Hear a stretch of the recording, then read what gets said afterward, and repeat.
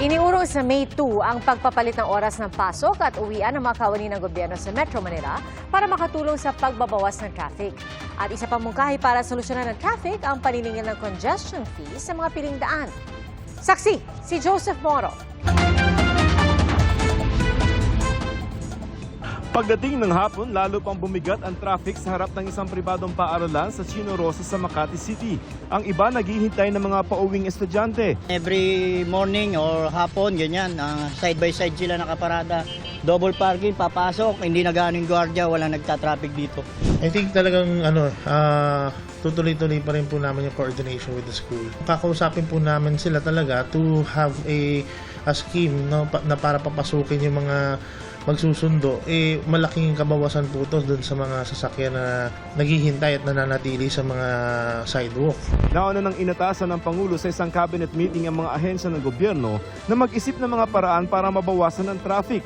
Kabilang sa mga mungkahi pero na desisyon ng DOBRA, ang payagan sa EDSA bus lane ng mga pribadong sasakyang marami ng sakay. Pati mungkahing singilin ng congestion fee ang mga dadaan sa ilang piling kalye tulad ng ginagawa sa Singapore. Parang discriminatory siya. Kung sino lang po yung may kakayahang magbayad. Imagine niyo kung gagawin niyo yan sa EDSA. Sabihin po sa inyo ng mga tao, pinapaboran niyo lang yung mga milyonaryo. Ang bagong susubukan naman ngayon sa Metro Manila, ang pinaagang pasok ng mga taga-gobyerno. Magiging 7 a.m. to 4 p.m. na ang kanilang schedule. Halos kalahating milyong commuters sa Metro Manila ay kawani ng gobyerno ayon sa MMDA. Imagine niyo yung kalahating milyon na pasahero ang mababawas na kaagaw ng taga-pribadong sektor sa pampublikong transportasyon. April 15 dapat yan magsisimula pero ginawang May 2 ayon sa Metro Manila Council. Friday po ngayon, let's give the public more time to know that there will indeed be a shift. Pinaghahandaan naman sa Lunes at Martes ang tigil pasada ng Piston at Manibela laban sa PUV Modernization Program.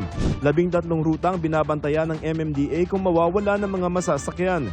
Kabilang dyan ang mga biyaheng Novaliches, Monumento, E. Rodriguez, Cubao de Visoria at Pasig. Sa mga nag-aalala na wala silang masasakyan sa tigil pasada sa Lunes tulad dito sa Anonas, ayon sa MMDA may mga nakahanda silang libreng sakay.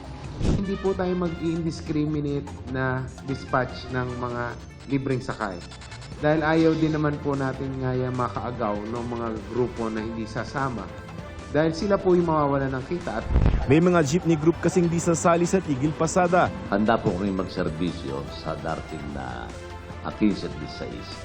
Sa April 15 din magsisimula ang paghihigpit ng MMDA sa mga e-trike, e-bike at e-scooter. Sa Lunes, huhulihin na sila kapag dumaan sa mga national road. Gayon din ang mga pushcart, tricycle, pedicab at kuliglig. Pinapayagan naman ang pagtawid sa national road basta ang intensyon ay marating ang kabilang kalsada. Ang penalty po ay 2,500. Pero kung kayo po ay walang lisensya or walang rehistro yung e-bikes or e-trikes, yan po ay masasubject sa pag-impound. Para sa GMA Integrated News, Joseph Morong ang inyong saksi.